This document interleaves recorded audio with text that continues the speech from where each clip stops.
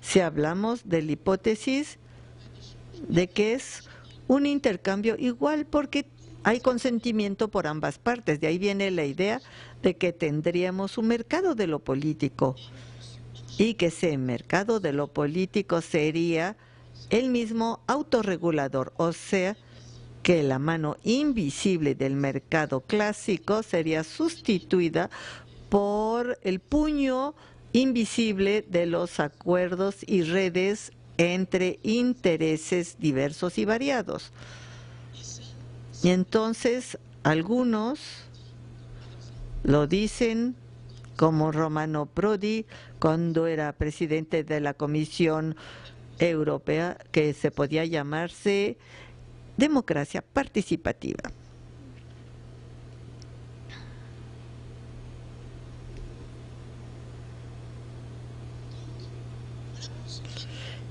Esto es en cuanto a la ideología. En cuanto a la práctica, ¿cómo lograr que las poblaciones y las personas hagan algo con las que no están de acuerdo? Para eso utilizamos el principio de la agencia. El principio de la agencia es un principio conocido prácticamente por todos los padres. Si ustedes tienen un niño que no estudia bien y ustedes quieren que trabaje bien, o sea, que estudie bien, se ponen dos intereses. El problema, ustedes como padres, teniendo un poder desigual con el niño, no van a poder darle la orden de que le vaya bien en estudios, sino que tiene que movilizar todos sus esfuerzos para ser bueno en clase. ¿Qué pueden hacer? Entonces le van a decir, te vamos a dar un objetivo de resultados que sea claro y determinado, que era mejorar tus calificaciones o pasar el examen. Y si alcanzas el resultado, te recompensamos, por ejemplo, te damos un scooter, o sea, y si no, te quitamos las vacaciones. Pero hay que desconfiar porque el niño puede hacer trampa. Por lo tanto, al mismo tiempo hay que establecer un sistema de control. Es decir, que hay que poder regularmente verificar sus cuadernos, ver cuáles son las calificaciones en la escuela, y ahí tienen un sistema de control de lo que llamamos la transparencia de la ejecución. O sea, es sencillísimo ese principio, pero es el que ya actúa actualmente en la gobernanza de empresa hasta a lo que llamamos el nuevo management público a través de las cosas siguientes. Primero, de lo que llamamos la gobernanza de empresa. La primera forma poderosa del capital financiero al final del siglo XX son los fondos de pensión americanos y británicos, o sea, países donde el dinero de las pensiones se ahorraba y se ponía en manos de organismos que los hacían fructificar en el mercado. Es el principio de la capitalización. Por lo tanto, tenemos organismos financieros que se van a encontrar con masas enormes de ahorros que tenían que manejar y hacer fructificar, y hacerlos fructificar todavía mejor, porque cualquier protegido del pensionado, de los asalariados americanos y ingleses, así que las compañías que las manejaban tenían que satisfacer índices de rendimiento muy elevados. ¿Qué índice de rendimiento? O sea, el famoso 15% que exigían los accionistas de las empresas en las que invertían. El principio de la agencia era el principal, o sea, el padre aquí, y el agente sería aquí el niño. Aquí el principal es el fondo de pensión, el agente es la dirección de la empresa en donde el capital financiero fue invertido, y los accionistas exigen como obligación de resultado el 15% de la tasa de rendimiento de sus inversiones. Si la empresa o la dirección de la empresa llega a este objetivo, en ese momento su dirección va a ser recompensado con bonos, o sea, acciones de las propias empresas, stock option, y si fracasan, el capital se va a retirar de la empresa y es la catástrofe. Y para controlar la adecuada ejecución se establece un sistema de control, de auditorías, de transparencia de las cuentas de la empresa. Por lo tanto, tenemos ahí un sistema de poder, pero que está fuera del mercado y que además es un sistema de relación de fuerzas que bien funcionó. Funcionó también que para obtener 15% de capital financiero hay que reducir los costos, y como reducir los costos es reducir los salarios. Entonces, la parte de los salarios en los ingresos nacionales bajó en todas partes donde se usaba ese método. Por lo tanto, funcionó. Y funcionó también, y se pensó que también se podía hacer en las relaciones entre los donadores internacionales y los países endeudados. Y eso fueron los planes de ajuste estructural en los países en vías de desarrollo. O sea, se acepta prestarles dinero.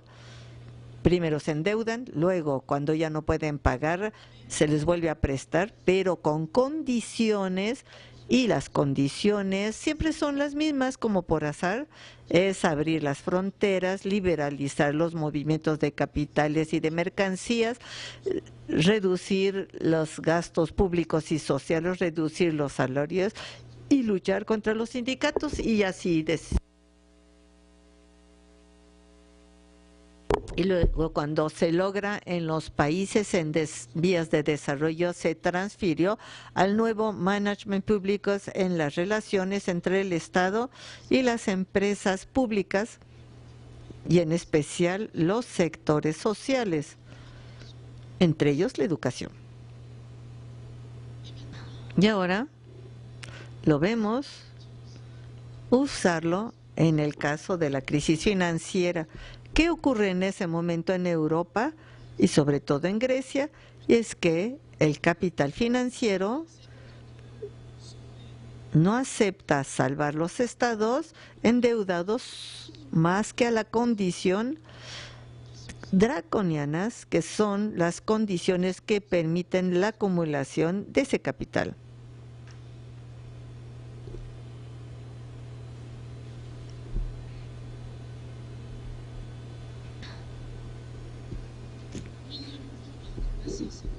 Y de paso, hay que decir que el uso de esos indicadores de resultado pueden ser tanto indicadores cardinales que ordinales.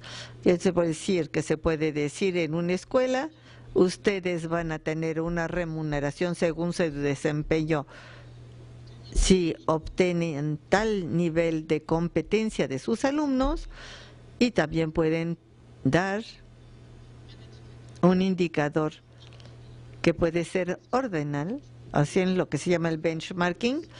Entonces tienen que trabajar y dar más que los demás. También es una técnica que permite realmente obligar a la competencia entre todas las instituciones, sobre todo las escolares, y esto se traduce dentro de la misma institución, y pienso que ustedes ya tienen la experiencia en las universidades en las cuales y que funcionan como empresas sometidas al capital financiero, al nuevo estilo público, ya dado que tienen objetivos de resultados y necesitan para ciertos objetivos mejorar la clasificación de la institución en la clasificación internacional, y también todo un sistema de control interno y de remuneración o de recompensa por el desempeño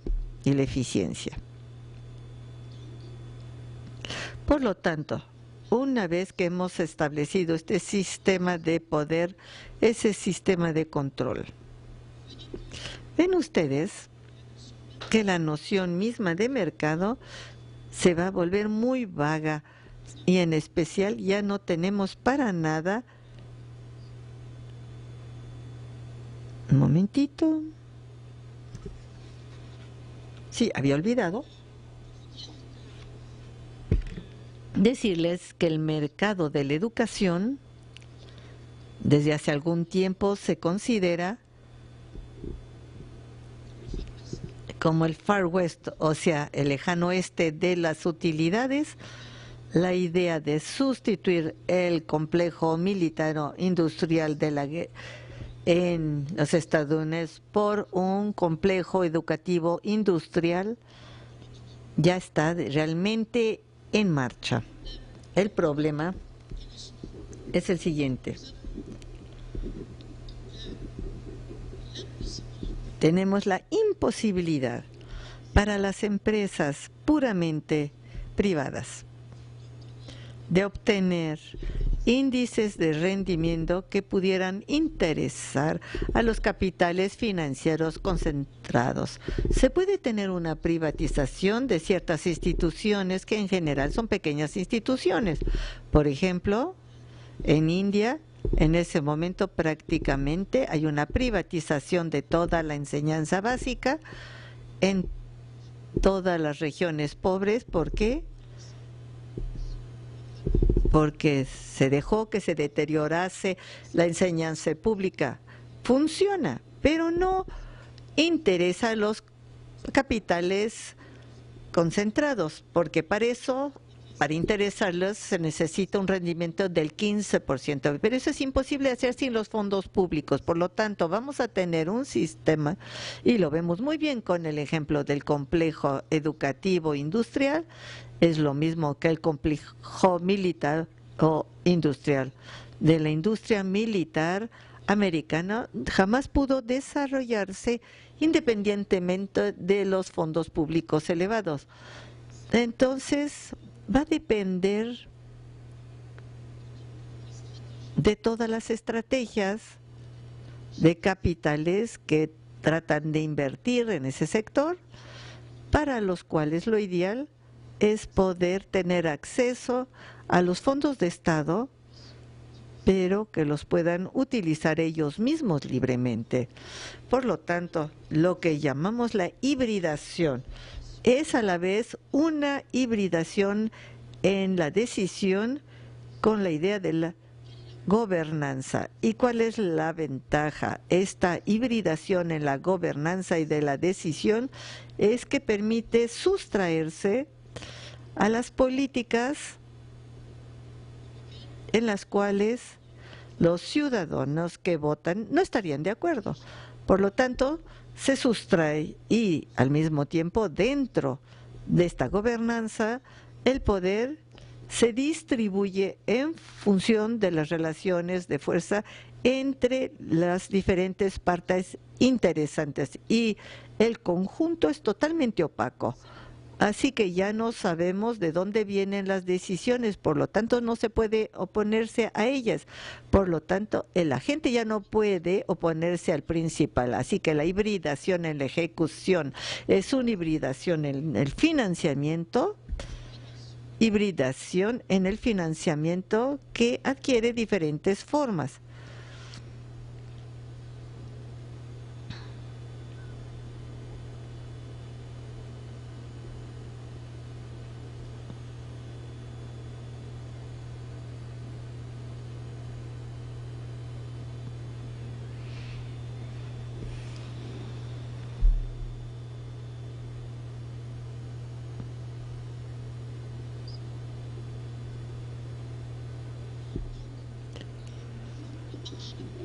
Ahora los mercados de la educación, de la instrucción, ya no responden, salvo muy pocos casos, a la definición oficial de mercado.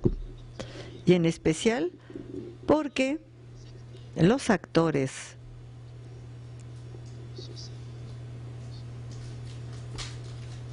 de la producción capitalística de la instrucción, esos actores son partes interesadas de la decisión pública, por lo tanto, de la gobernanza.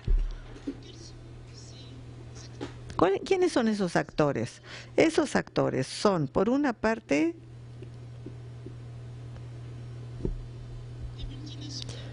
las transnacionales, de lo que llamamos e-business,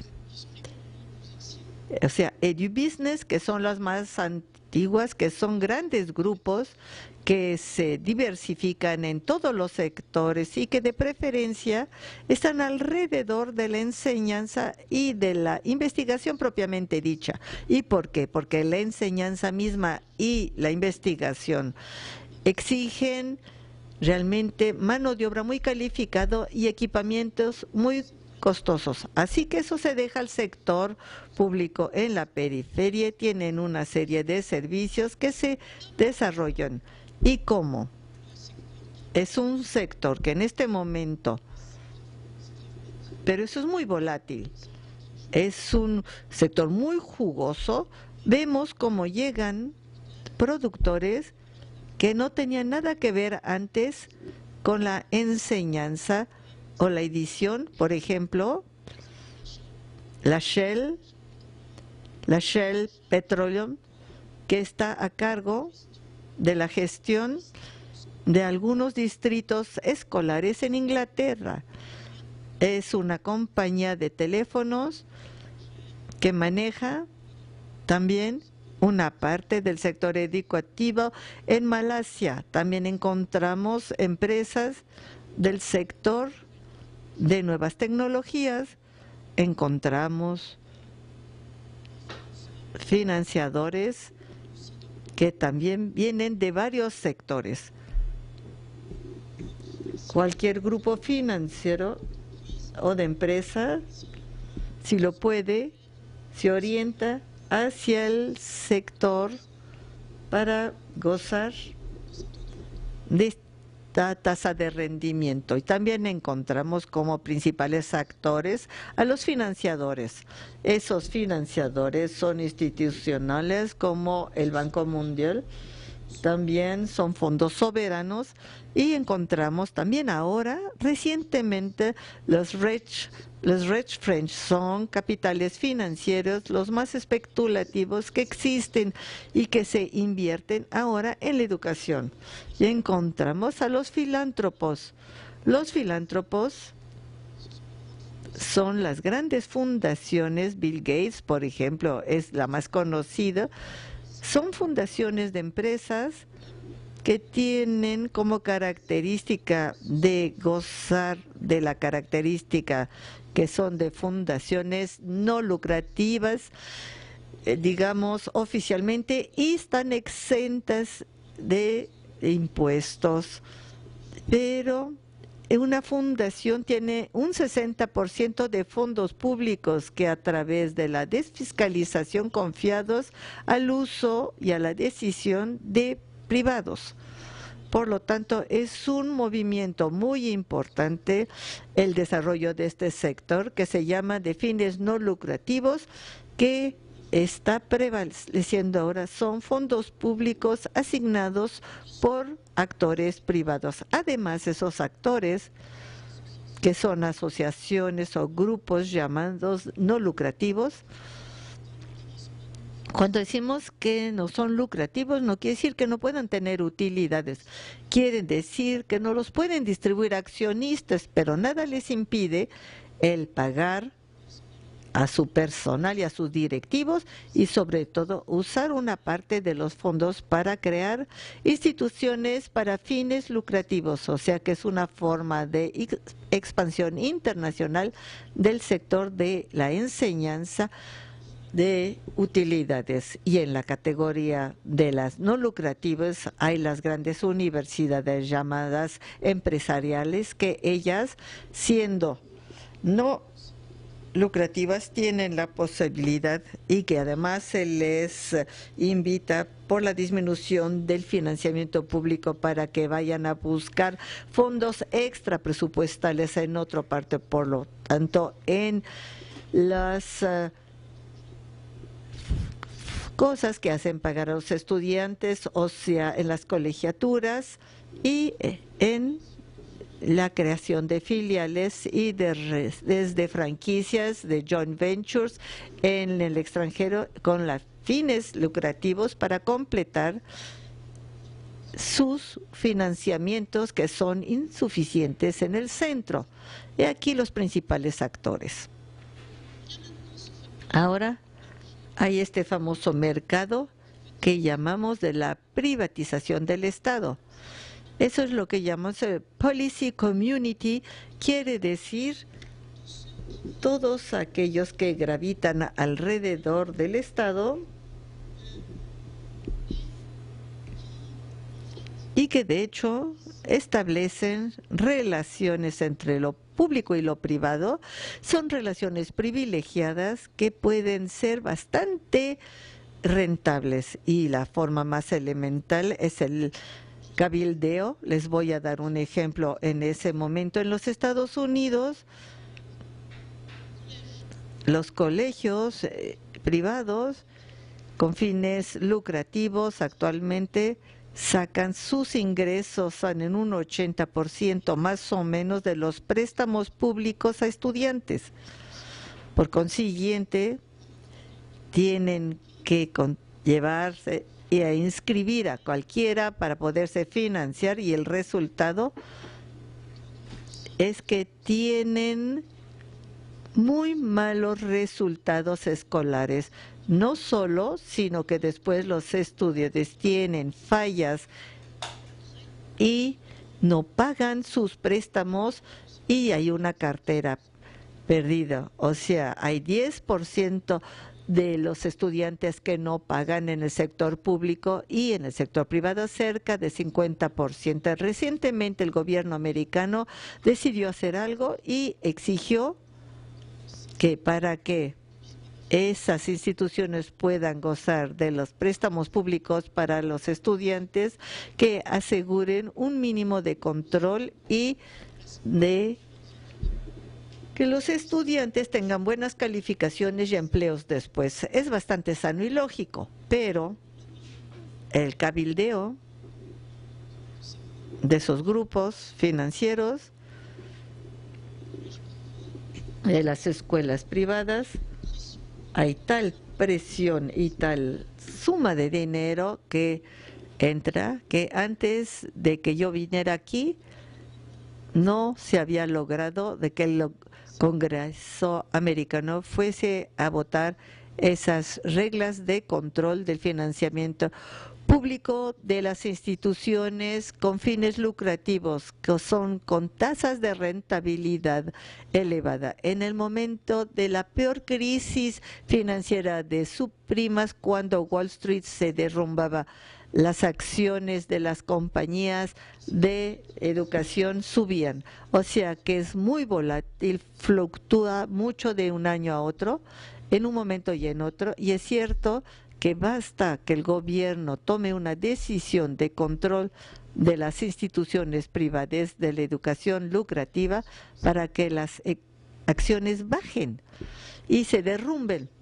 Esa policy community es lo que se encuentra alrededor de la decisión, y que también va a contener toda una serie de delegación de poderes del Estado en agencias llamadas independientes del Estado, en el recurrir a consultores. Hay aquí un ejemplo en Inglaterra de uso de consultores por el Ministerio de Educación.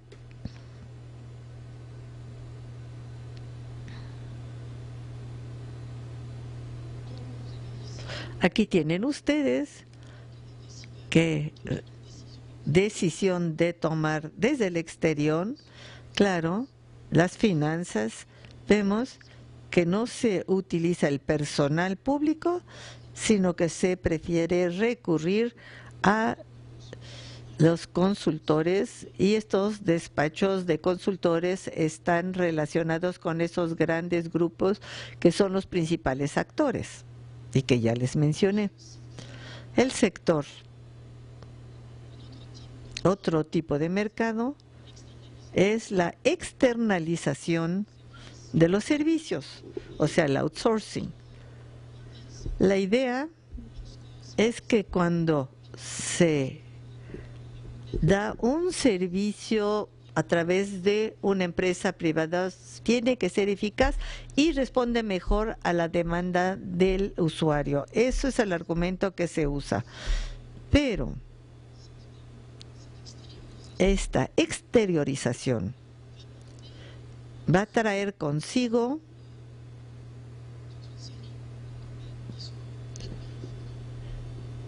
y va a abarcar toda una serie de campos fuera de la enseñanza.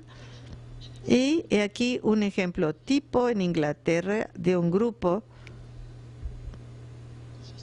de gestión y de inversión en la gestión, y ven todas las funciones y todas las actividades diversas cubren, y ven también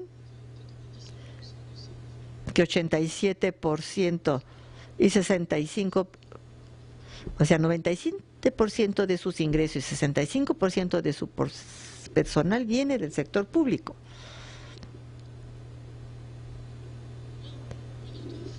Y otra forma de delegación es lo que llamamos las alianzas públicas-privadas. La gran ventaja para los poderes públicos es que permite financiar inversiones bastante elevadas sin tener que desembolsar dinero. La construcción, por ejemplo, la financia un grupo privado y luego el gobierno local paga la renta. Ese es un fenómeno que se está desarrollando considerablemente. Hay muchas obras y trabajos para ver cuáles son los resultados, pero algo es cierto, que aun cuando la satisfacción no está ahí y que cuesta más al Estado que se hubiera invertido directamente, en la medida en que los gobiernos en ese momento tienen dificultades financieras, es un medio que se utiliza cada vez más. En cambio, las instituciones totalmente privadas se extiende considerablemente a escala mundial. Lo mismo, todos gozan de fondos públicos, ya sean financieros o recursos humanos o recursos materiales. No lo voy a desarrollar, pero quisiera hacer un paréntesis, y es que cuando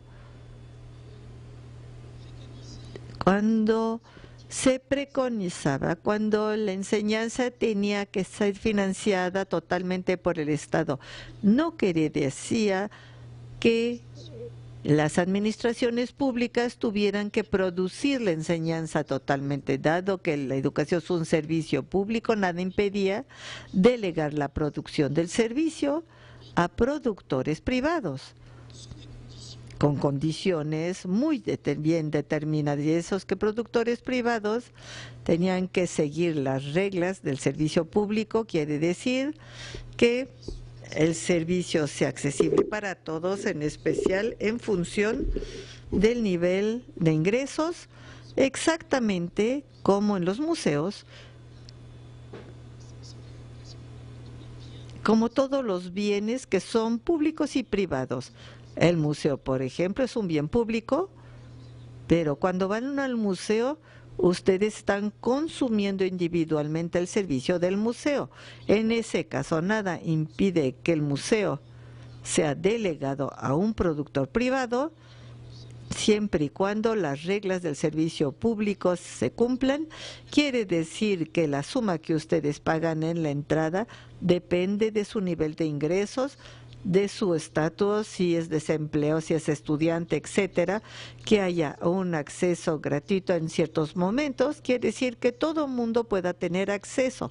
En esos casos, efectivamente, se puede perfectamente admitir, se ha admitido muchas veces que el servicio público financiado por el gobierno local se lleve a través de un productor privado, como los transportes y otros sectores.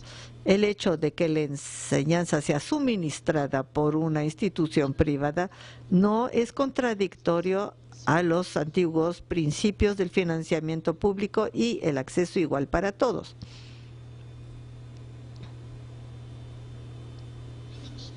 El mercado de los recursos extrapresupuestales de las universidades se conoce bien y ya lo vimos. Es perfectamente posible para una universidad el crear y tener nuevos recursos extrapresupuestales y especialmente a través de actividades que traen utilidades. Este es un proceso, este desarrollo de las universidades empresariales hacia una privatización total. En cierta forma, es el modelo que puede ser al que se tiende del modelo puro del neoliberalismo. Es la idea de que las instituciones de enseñanza salgan totalmente del sector público, que sean totalmente autónomos y que satisfagan la demanda del Estado en forma de pedidos de lugares por el Estado y de particulares en forma de colegiaturas y de todas las demás alianzas y contrapartes que se interesan y que tienen el papel de cliente de las empresas que van a subcontratar trabajos de investigación y desarrollo a las universidades o en forma de fundaciones que favorecen tal institución o financiamiento por organismos financieros internacionales o gobiernos locales supranacionales.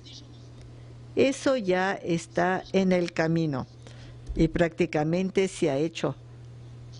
En Japón, esta exteriorización de las universidades, y en Rusia se está haciendo a través de una ley de noviembre de 2010, donde las instituciones van a ser exteriorizadas y van a salir fuera del Estado, y el Estado ya no va a ser responsable de la deuda, o sea, pueden realmente estar en bancarrota y va a ser una empresa como el otro. Pero lo más interesante es que hace que estos establecimientos ya estén a merced de situaciones de dificultades financieras y de compra por grandes grupos y de que realmente estén en bancarrota. Son grandes grupos que compran cadenas de instituciones privadas en forma lucrativa y no pueden comprar lo que es propiedad del Estado. En cuanto una institución sale de la propiedad del Estado, estén seguros que se va a ser comprado por un gran grupo. Entonces, los casi mercados es muy interesante porque es la competencia totalmente fuera del mercado para mejorar, en principio,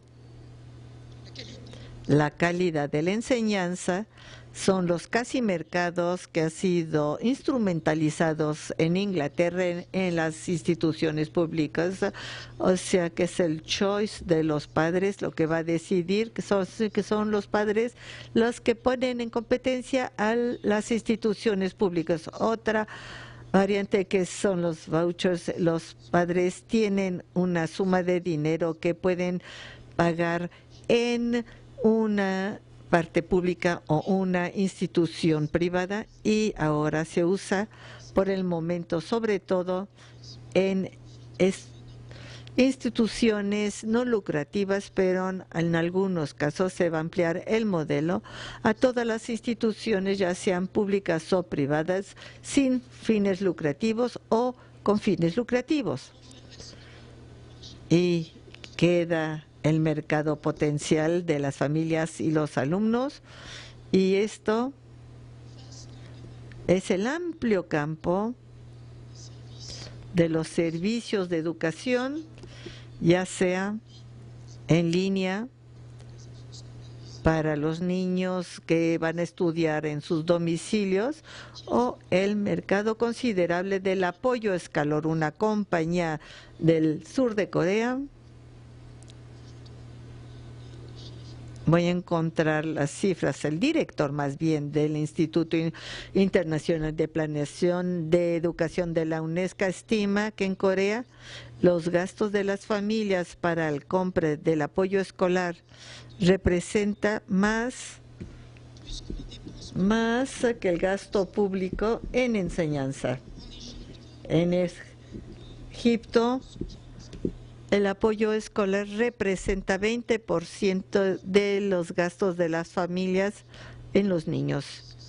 Y ese sector, que puede estar a cargo de maestros y profesores subpagados y que van a dar cursos justamente de actualización en las tardes, pero eso se concentra en estructuras transnacionales muy rentables, según el último censo. Así que aquí tenemos también todo el sector de lo paraeducativo, que es un sector potencial en la medida en que las familias y las personas son consumidores ahora de la educación. En esa forma tenemos el estatus de institución social al estatus de bien de consumo como cualquier otro, y ese es totalmente indispensable para el desarrollo de las utilidades en ese sector, y es el mercado del edutainment. En ese momento tenemos un fenómeno a través del cual el capital financiero está absorbiendo el sector no capitalista del Estado, de la misma forma que el capital industrial absorbió, destruyendo el sector precapitalista de antaño, lo cual plantea un problema de envergadura, es saber en qué medida podemos pensar en una reproducción de la fuerza laboral que sea totalmente capitalista. Y ese es un enorme punto de interrogación que merece una reflexión. Y dicho esto, no me voy a lanzar porque ya es tarde, y me disculpo por haber hablado tanto en una conclusión donde les voy a dar unos temas de reflexión, unos escenarios potencial en un sector en plena revolución. Hay que seguirlo día a día en su transformación.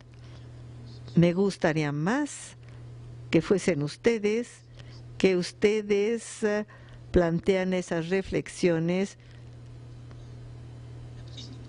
mientras que